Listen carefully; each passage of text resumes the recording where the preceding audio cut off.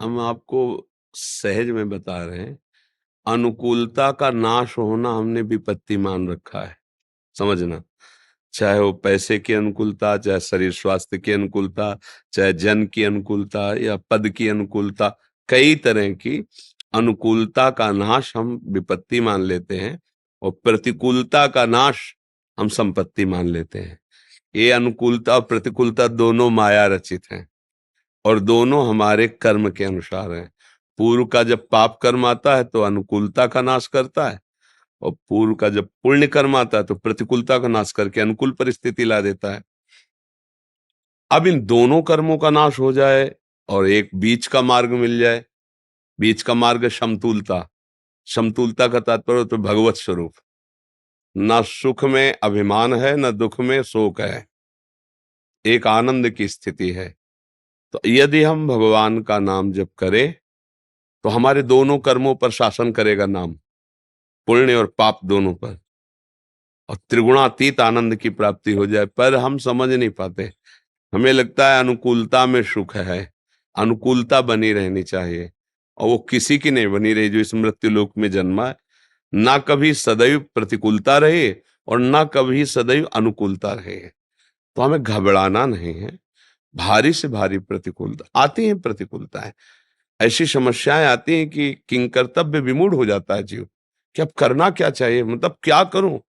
मतलब ऐसी समस्याएं आती है कि उसको एक ही रास्ता नजर आता है, या तो अपने प्राण त्याग दूं और या तो कहीं ऐसी जगह भाग जाऊं जहां कोई अपना ना हो।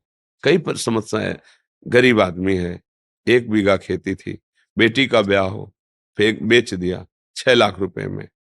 अब एक लड़का है, अब बेटी का अब क्या करेगा, वो बूढ़ा होता जा रहा है, परेशानी। अब कितनी समस्या है जीव की।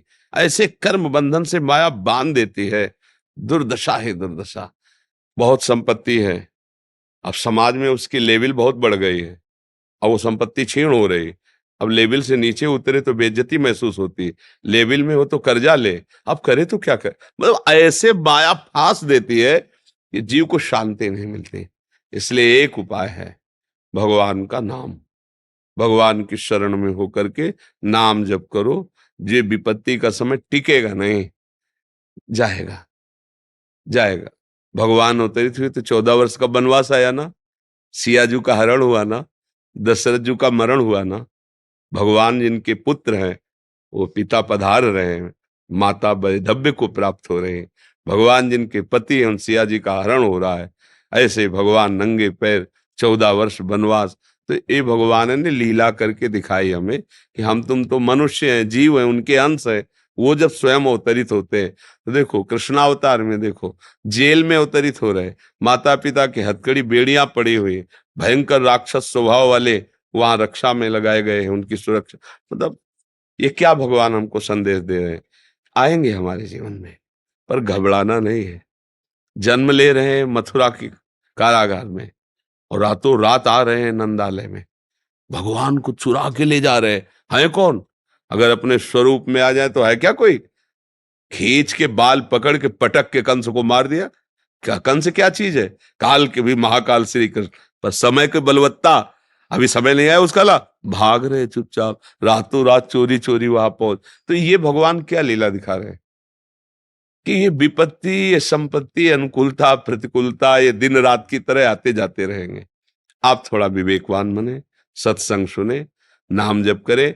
ऐसी परिस्थिति में धैर्य न खोएं। ये समय चला जाएगा, ज्यादा परेशानी की जरूरत नहीं है, ये टिकेगा नहीं। अच्छा समय आवे तो अभिमान मत करो, टिकेगा नहीं, वो भी चला जाएगा। क्यों? नाम जप करो। उदास होने की, निराश होने की परिस्थितियां आती हैं, ऐसा नहीं कि नहीं आती, आती है। पर समय फिर बदलता है, ऐसा नहीं कि नहीं बदलता है। हाँ, समय का चक्र है, बदलता है। जो एक समय इंद्रप्रस्थ में ऐसा वैभव राजसूय यज्ञ कर रहे हैं, उसी के बाद जुआ का आदेश होता है, 12 वर्ष का वनवास, 1 वर्ष का अज्ञातवास। ऐसे महापुरुषों की पत्नी को सभा में निर्वस्त्र करने के लिए घसीट के लाया जाता है। कैसी विपत्ति! ये भी नहीं टिकी। फिर लौटा समय, हस्तिनापुर के चक्रवर्ती सम्राट पर बैठेला। ये देखो लीलाएं हम क्यों गाते हैं, लीलाएं हम क्यों सुनते हैं? कि मुझे धैर्य मिले कि वो तो मेरे से बड़े थे, सब तरह से बड़े थे, देवताओं के अंश से प्रकट हुए थे। हमें चाहिए कि थोड़ा विवेक का आश्रय लें, धैर्य पूर्वक चलें, सत्संग सुने, नाम जप करें, घबराएं नहीं, कुछ ऐसा कदम न उठा ले जो नहीं उठाना चाहिए। समझ रहे आप?